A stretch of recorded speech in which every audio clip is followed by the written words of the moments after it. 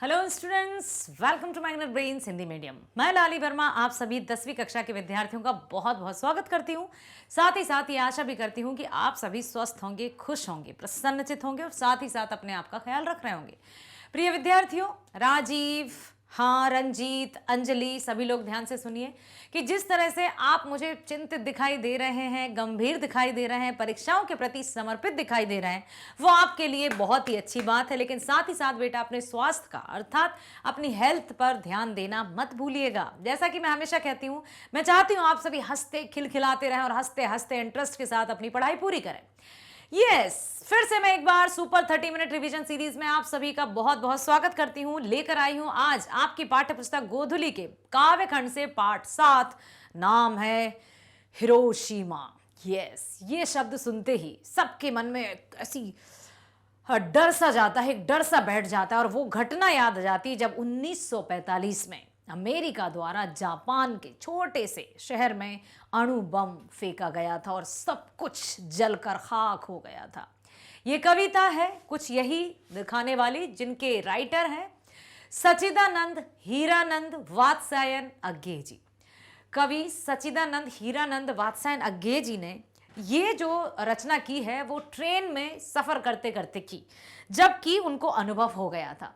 तो बेटा इसी कविता के माध्यम से इस कविता में क्या हुआ वो भी मैं वर्णित करती जाऊंगी। साथ ही साथ कुछ महत्वपूर्ण प्रश्न मैं आपके सामने लेकर आई हूं कि उन सभी जितने भी प्रश्न हैं उनसे और कई प्रश्नों का भी निर्माण किया जा सकता है। तो प्लीज मेरे साथ बने रहना। इन 30 मिनट के भीतर भीतर हम इस पाठ को पूरी तरह से समझेंगे भी और इसके प्रश्नों को भी अर्थ के साथ समझकर कई तरह के प्रश्नों का भी निर्माण करके उनके उत्तर भी लिख कर आएंगे परीक्षा में। ठीक है, इसी आशा के साथ चलते हैं पहले प्रश्न पर।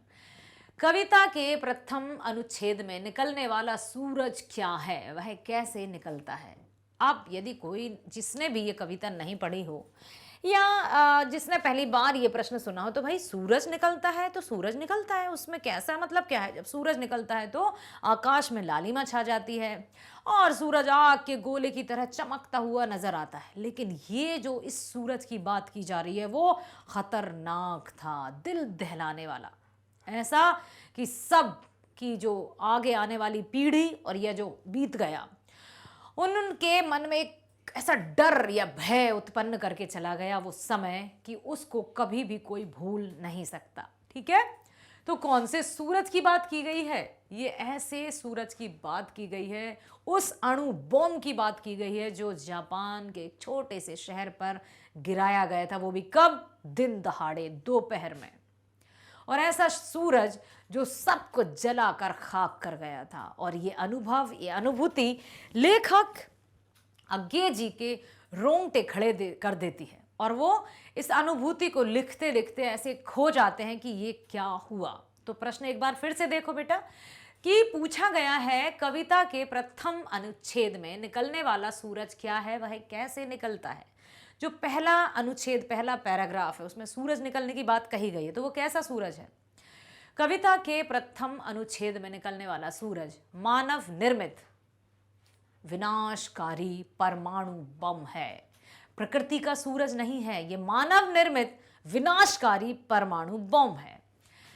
जब इसे कहीं गिराया जाता है तो इसमें से विनाशकारी किरणें निकलती हैं। एक सूरज वो है जो नित्य प्रतिदिन सूर्योदय होता है और हम सबको विटामिन डी प्रदान करता है, जिससे हमारी हड्डियां मजबूत हों और हम अपने अच्छे से चल फिर सकें।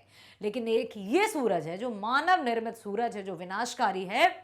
इसकी जो किरणें निकलती हैं वो विनाश मचा देती हैं और जीव जंतु तथा पेड़ पौधों को जलाकर राख कर देती हैं। उस सूरज की बात की गई है प्रथम अनुच्छेद में, पहले पैराग्राफ में। ठीक है, अगला है छायाएं दिशाहीन सब ओर क्यों पड़ती हैं, स्पष्ट कीजिए। अब छायाएं दिशाहीन की क्या वजह है? कि क्योंकि जब भी सूरज पूरब से उगेगा, यदि हमारे सामने होगा तो हमारी छाया हमारे पीछे होगी। यदि हमारा सूरज दाएं साइड होगा तो हमारी जो परछाई है वो लेफ्ट साइड होगी, बाईं साइड होगी। लेकिन यहां पर तो छाया दिशाहीन की बात करने की, छायाएं नजर ही नहीं आ रही। ऐसा क्यों?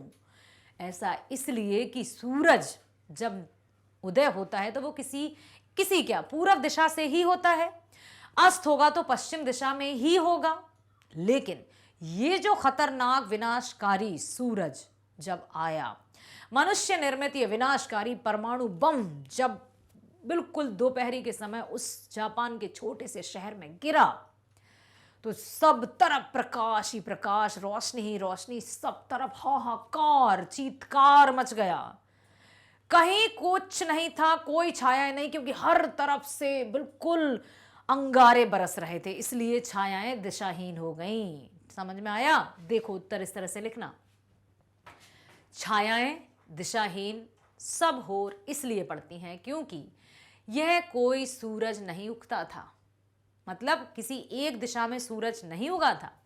सूरज के उगने पर जब प्रकाश फैलता है तो वह छायाएं सूरज की विपरीत दिशा में बनती हैं। जैसा अभी हमने कहा कि पूरब से निकला है तो पश्चिम में है, यदि हम बाईं तरफ सूरज की तरफ बायां लेकर बैठ गए तो दाईं तरफ हमारी छाया पड़ेगी, तो मतलब उसकी विपरीत दिशा में छाया बनती है सूर्य की।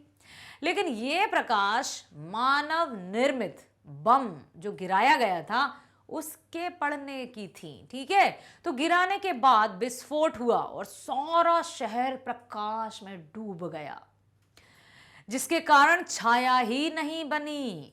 जहां प्रकाश वहां छाया, ऐसा कहते हैं ना कि प्रकाश है तो छाया होगी, लेकिन सब तरफ से सब ओर से वो ऐसा प्रकाश फैल गया कि कहीं भी छाया नहीं दिखी, इसलिए छायाओं को दिशाहीन कहने की बात कही गई है। क्लियर हुआ?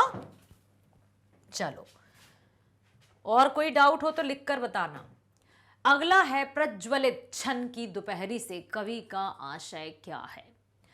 मतलब पूछा गया है कि दोपहरी तो वैसे भी यदि ज्येष्ठ या वैशाख की बात करें, मई या जून की बात करें, अप्रैल मई जून की बात करें, जब गर्मी अपनी चरम सीमा पर होती है तो सब तरफ ऐसा लगता है आग के गोले बरसा रही है। सूरज तो आग के गोले बरसा रहा है और धरती तो जैसे तवे की समान तप रही है। वो तो मनुष्य या जीव जंतु जैसे तैसे सहन कर लेते हैं, लेकिन मानव निर्मित ये विनाशकारी सूर्य या सूरज जब परमाणु बम गिरा जापान पर 1945, आपको पता ही होगा, तो अमेरिका द्वारा हिरोशिमा पर, जापान के एक शहर हिरोशिमा पर दोपहर में परमाणु बम गिराया गया था। दोपहर में कुछ क्षण में उदय होने वाला सूरज का प्रकाश इतिहास बनाकर रख गया। मतलब सूर्य जो आता है उसकी एक अवधि होती है, सुबह होती है, शाम होती है, फिर रात होती है, फिर सुबह होती है, चक्र निरंतरता के साथ चलता है। लेकिन ये जो मानव निर्मित जब सूरज आया तो ऐसा आया कि पता ही नहीं चला किस ओर से आया, कहाँ गया, कहाँ गया, क्या है। सब तरफ चारों तरफ वो सूरज ऐसा आ गया कि बिल्कुल घूम घूम कर सारे जो नरसंहार कर गया।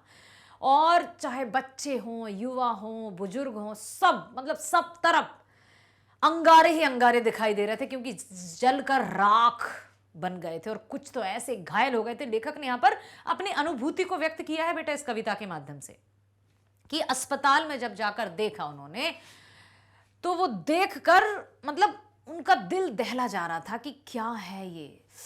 एकदम ऐसा नहीं कि ऐसा हो जाता है शिवरिंग टाइप की, वो हो रहा था।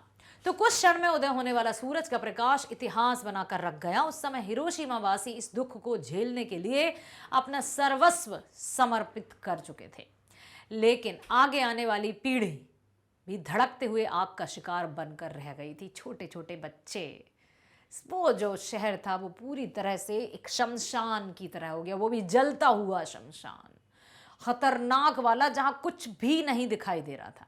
शमशान में भी कोई जगह तो ऐसी रहती है जहां पर जीवित व्यक्ति भी खड़े हो सकते हैं, लेकिन उस समय हिरोशिमा ऐसा शमशान का रूप ले चुका था जहां कुछ भी नजर नहीं आ रहा था। सब तरफ हाहाकार, चीत्कार नजर आ रही थी। वो ऐसा मंजर था कि उसको याद करके ही लेखक कांप जाते हैं। मनुष्य की छायाएं कहां और क्यों पड़ती हैं, बताइए।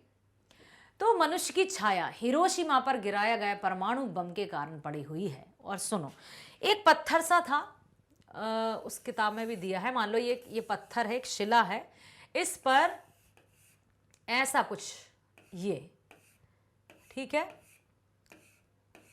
ये ऐसा, बस ऐसा कुछ बना था जिससे ये अनुमान लगाया जा सकता है कि अपने आप को बचाने के लिए मनुष्य उस शिला के पीछे खड़ा हो गया होगा। उसने सोचा होगा जैसे तैसे शायद मैं परमाणु बम की चपेट में ना आ पाऊं, लेकिन वो इतनी खतरनाक किरणें थीं कि उसको जलाकर राख कर गई। उसकी सिर्फ यहां पर छवि ही अंकित रह गई, वो बताया है इसमें। ठीक है, तो मनुष्य की छाया कहां और क्यों पड़ी? मनुष्य की छाया हिरोशिमा पर गिराए गए परमाणु बम के कारण पड़ी। मानव निर्मित बम ने मानव को ही तबाही के घर में ढकेल दिया। उस समय जब हिरोशिमा पर परमाणु बम गिराया गया, तब उसकी तीव्र गर्मी के कारण मानव का शरीर मोम के समान पिघल कर गल गया और कुछ शिलाओं पर ऐसी निशान सिर्फ छोड़ गए जो डर के कारण पत्थरों के पीछे छुपा हुआ था, वो जलकर भाप बनकर उड़ गया और उसका सिर्फ निशान रह गया। ठीक, अगला है हिरोशिमा में मनुष्य की साखी के रूप में क्या है। देखो, ये और क्लियर कर देगा आपको ये वाला चित्र कि मनुष्य की साखी, साखी मतलब साक्ष्य या प्रमाण या उसका प्रूफ, कि हिरोशिमा में मनुष्य की साखी के रूप में क्या है। ऐसा मतलब क्या साक्ष्य है, क्या प्रमाण है कि यहां पर मनुष्य जलकर खाक हो गए।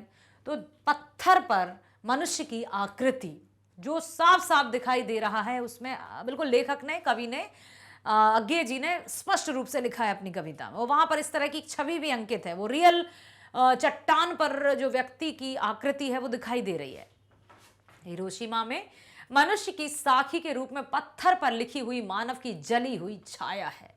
यहां लग तो रहा था कि हाँ कोई तो था, अब ये मनुष्य की ही आकृति है, और वो जलकर खाक होकर गया और उसकी छाया या उसकी जो आकृति है वो छप गई। जो अमेरिका ने परमाणु बम गिरा के ऐसी स्थिति उत्पन्न कर दी थी, बरसों बरस बीत जाने के बाद भी आज हिरोशिमा वासी त्रासदी का दुख झेलने के लिए तत्पर है। जो कि विदेशी साख के रूप में उपस्थित रहने वाला काला दृश्य आज भी सिहरन पैदा कर देता है, एकदम दिल को दहला देती है, ऐसी बात है। तो यहां पर बेटा एक और बात मैं आपको बताना चाहूंगी, अनुभव और अनुभूति। जैसे हमें चोट लगी, हमने अनुभव किया, उसकी अनुभूति हमें बरसों बरस तक रहती है कि वो क्या हुआ था। वो अनुभव उस समय है हमें कुछ दिनों तक कि हाँ मुझे ऐसी चोट लगी थी, लेकिन अनुभूति हम उसको सोच कर और आगे पीछे की बात सोच। लेखक ने जो ये रचना की ना, जब उन्होंने अस्पतालों में भरे हुए मरीजों को देखा, कोई जल गया है, कोई तड़प रहा है, किसी के परिजन बिलक बिलक कर रो रहे हो, तो लेखक उस समय वहां नहीं थे जब परमाणु बम गिरा था, जब लेखक वहां नहीं थे, फिर भी उनके समक्ष जो दृश्य चल रहे थे, अस्पतालों में हाहाकार मचा हुआ था और संपूर्ण हिरोशिमा जो नगर था वो पूरी तरह से जलकर शमशान घाट बन गया था। तो वहां पर लेखक अनुभूति करते हैं कि क्या हुआ होगा, कैसे उन्होंने इस मंजर का सामना किया होगा। जैसे भोपाल गैस ट्रेजेडी के बारे में भी आप लोगों ने अवश्य सुना होगा। एक बार आप इन लोगों में से किसी ने कमेंट किया था कि भोपाल को अब तक हम गैस ट्रेजेडी के नाम से जानते थे, लेकिन अब हम मैग्नेट ब्रेन्स के नाम से जानते हैं। तो यहाँ भी एक जो 1984 की जो घटना थी, 3 दिसंबर 1984 की जो घटना थी, वो भी ऐसी दिल दहलाने वाली थी। तो उससे भी खतरनाक थी 1945 की घटना, जो कि जापान के हिरोशिमा शहर पर थी। ठीक है, तो ये एक ऐसी छाया है जो पत्थर पर चट्टान के रूप में मनुष्य की है, जहां उसने सोचा होगा कि काश मैं अपने आप को बचा सकूं, लेकिन जलाकर खाक कर गए और उसकी छवि यहां पर अंकित हो गई। अब करना है व्याख्या, और जब भी हम व्याख्या करते हैं तो संदर्भ लिखते हैं, प्रसंग लिखते हैं, उसके बाद हम व्याख्या करते हैं। अब बताइए, आपकी पाठ्य पुस्तक का नाम गोधुली भाग 2, कविता का नाम हिरोशिमा, कवि का नाम सच्चिदानंद हीरानंद वात्सायन अज्ञे। ठीक है, ये पूरा नाम है इनका। अज्ञे जी का पूरा नाम क्या है? सच्चिदानंद, बताइए, सच्चिदानंद हीरानंद वात्सायन अज्ञे। तो एक दिन सहसा सूरज उगा, सहसा अचानक, ठीक है, एक दिन सहसा सूरज उगा, जबकि सूरज तो नियमित रूप से उगता है, लेकिन एक दिन अचानक उगा। कैसे उगा? अरे ऐसा सूरज जिसकी कभी ने कल्पना भी नहीं की होगी किसी ने। प्रस्तुत पंक्ति हमारी पाठ्य पुस्तक हिंदी पाठ्य के काव्यखंड में हिरोशिमा शीर्षक से ली गई है, जिसके लेखक सच्चिदानंद जी हैं। आप पूरा नाम याद कीजिए, सच्चिदानंद हीरानंद वात्सायन अज्ञे। इस पंक्ति के माध्यम से वे बताना चाहते हैं कि जब अमेरिका ने 1945 में हिरोशिमा पर परमाणु बम गिराया तो पूरे शहर में त्राही त्राही मच गई। चारों तरफ हाहाकार चीत्कार मच गया। चारों तरफ अपनी जान को बचाने के लिए खतरनाक तरीके से लोग डर रहे थे। आंखों में मानो प्राण निकल कर आ रहे थे। किसको बचाएं, स्वयं बचें, अपने बच्चों को, अपने परिजनों को, या खुद की रक्षा करें। लेकिन इतना मौका ही नहीं दिया और सब कुछ जलकर खाक हो गया। लोग गर्मी और तेज प्रकाश से मोम की तरह पिघल गए। मोम की तरह पिघल गए थे एकदम। मतलब वो अपने आप को बचाने के लिए कुछ प्रयत्न ही नहीं कर पाए और ऐसा बम गिरा कि सब पिघलकर जलकर मर गए। चारों तरफ ऐसा लगा जैसे आग फैल गई और चारों तरफ विनाश ही विनाश हो गया। अगला है, काल सूर्य के रथ के पहियों के ज्यों अरे टूटकर बिखर गए हों दसों दिशा में। अब ऐसा जैसे हम कहते हैं ना कि सूरज जो होते हैं, यदि वेद पुराणों के अनुसार देखा जाए, पौराणिक कथाओं के अनुसार, तो सूर्य रथ में घोड़ों, मतलब रथ पर सवार है और घोड़े लगे हुए हैं। तो यहाँ पर काल सूर्य के रथ के पहियों के ज्यों अरे टूट कर बिखर गए हों दसों दिशा में। ऐसा लग रहा था जैसे सूरज जिस रथ पर सवार होकर आता है उस रथ के पहिए टूट गए और सूरज चारों तरफ बिखर गया हो। क्योंकि सूरज जो है, सूर्य का उदय है वो पूर्व दिशा से ही हमेशा होता है और हम जानते हैं कि हाँ, सूर्य होता है पूर्व दिशा में। लेकिन जब हिरोशिमा पर सूर्य का कहर बरपा या परमाणु बम या मनुष्य निर्मित सूर्य जब आया तो चारों दिशाओं से जैसे सूरज सूरज सूरज सूरज आग का गोला बरसा रहा। कहां जाए व्यक्ति, पूरब में जाए, पश्चिम में जाए, उत्तर में जाए, आगे पीछे, ऊपर नीचे, हर जगह तबाही मच गई। उसका वर्णन है। तो आप ये तो बता ही दीजिएगा कि प्रस्तुत पंक्ति हमारी पाठ्य पुस्तक गोधूली भाग 2 के हिरोशिमा नामक कविता से ली गई। इसके कवि सच्चिदानंद हीरानंद वात्स्यायन अग्गी जी हैं, ठीक है, जिसमें लेखक या कवि कह सकते हैं हम, लेखक इस पंक्ति के माध्यम से ये बताना चाहते हैं कि इस नगर के मध्य में ऋतु रूपी सूर्य का टूटा हुआ भाग था। बम के फटते ही विनाश का पदार्थ दसों दिशा में मौत बनकर नाचने लगा और हर तरफ तबाही मच गई। किसी को कुछ सोचने विचारने का समय ही नहीं मिला कि किसी ने कोई ये तक नहीं सोच पाया कि मैं थोड़ा अपने आप को संभाल लूं या अपने बच्चों को या अपने परिवार को बचा सकूं। अरे खुद के लिए जिसके पास सोचने का समय नहीं है वो फिर दूसरों की तरफ कैसे सोच सकता है। वो एक ऐसी घटना है जो इतिहास में कभी नहीं भुलाई जा सकती। अगला है, आज के युग में इस कविता की प्रासंगिकता स्पष्ट कीजिए। यदि आज की बात की जाए तो बताइए, आज भी क्या इस कविता की प्रासंगिकता है या पहले कभी ऐसा हुआ था? अब नहीं, ऐसा कभी हो ही नहीं सकता, क्योंकि इंसान बहुत अच्छा हो गया। उसने विनाशकारी शक्तियों का प्रयोग करना छोड़ दिया है और वो हमेशा जो भी वैज्ञानिक आविष्कार हो रहे हैं या जो भी निर्माण किए जा रहे हैं वो हमेशा समाज के हित में किए जा रहे हैं। क्या ऐसा हो रहा है? कि आज भी जो मानव निर्मित बॉम्ब है या अणुबम, परमाणु बम, बहुत सारे हथियार औजार, वो सिर्फ समाज कल्याण के लिए किए जा रहे हैं या उनके पीछे अहित भी है? बताओ। हाँ, बिल्कुल। प्रस्तुत कविता हिरोशिमा आज भी इतिहास में पूर्ण रूप से सम्मिलित है, क्योंकि आज भी सारा विश्व मानवीय शस्त्रों के निर्माण में जुटा हुआ है और जब वो ऐसा निर्माण करता है ना तो उसकी बुद्धि हमेशा नकारात्मकता की ओर जाती है। हमेशा मतलब ऐसे लोग जो हमेशा विनाश की ओर चले जाते हैं और इनको लगता है कि मैं ये बॉम्ब निर्माण करूं, यहां वहां पर गिराया जाए, वहां का सब कुछ तहस नहस कर दिया जाए। तो ये नकारात्मकता जो है वो कभी खत्म हुई ही नहीं है। तो ऐसा हम नहीं कह सकते कि जो हिरोशिमा ने सहा है वो कभी हो ही नहीं सकता, क्योंकि आज भी कई जगह ऐसे स्थानों पर बॉम्ब गिराए जा रहे हैं या अनावश्यक रूप से अकारण ही भोली भाली जनता को मतलब मारा जा रहा है। तो आज भी सारा विश्व नए नए विनाशकारी शस्त्रों का निर्माण तेजी से कर रहा है। आगे इस पर मानव आज भी रुकावट नहीं डालेगा तो इन शस्त्रों से सदा के लिए मनुष्य का नामो निशान समाप्त हो सकता है। लेकिन इसके लिए कौन रोकथाम करे? मनुष्य खुद ही कर सकता है अपने आप का भला या दूसरों का बुरा, या अपने आप का बुरा या दूसरों का भला। ऐसा होता है क्या? लेकिन ये विचार ही तो है जो मनुष्य को एक दूसरे से भिन्न करते हैं। चलते हैं अगले प्रश्न पर। कविता के प्रथम अनुच्छेद में निकलने वाला सूरज क्या है, वह कैसे निकलता है? तो ये हम प्रश्न, इसमें से कई प्रकार के प्रश्न आ सकते हैं, एमसीक्यूज में भी आ सकता है। इस तरह से पूछ लिया जाएगा कि सूरज क्या था, अणुबम था, ये था, सूरज था, पूरब से निकलने वाला था। या फिर एक इस तरह से भी एमसीक्यूज वाला प्रश्न आ सकता है कि परछाई क्यों नहीं दिखाई पड़ रही थी, क्योंकि सूरज बादलों में ढका हुआ था। हाँ, हंसी आ रही है। क्योंकि सब तरफ से सूरज के आग के गोले बरस रहे हैं, तो परछाई कहां पड़े? हमेशा जो परछाई है वो लाइट या रोशनी के विपरीत दिशा में पड़ती है, लेकिन यहां भी सूरज, यहां भी सूरज, यहां भी सूरज, यहां भी सूरज, यहां भी सूरज, यहां भी सूरज, परछाई पड़ेगी कहां? कहीं नहीं। तो आप सोच विचार कर अच्छे से एमसीक्यूज वाले क्वेश्चंस करके आइएगा, तो 100 में से 100 नंबर मिलना चाहिए आपको, ठीक है। कविता के प्रथम अनुच्छेद में निकलने वाला सूरज आणविक बम का प्रचंड गोला है जो मनुष्य निर्मित है। ऐसा प्रतीत होता है कि वह क्षितिज से ना निकलकर धरती फाड़ कर निकला है। जो सूर्य है जो पूर्व दिशा से निकलता है वो क्षितिज से निकलता है, लेकिन ये जो सूरज निकला जो दहकता हुआ आग के गोलों से, वो धरती फाड़ कर निकला।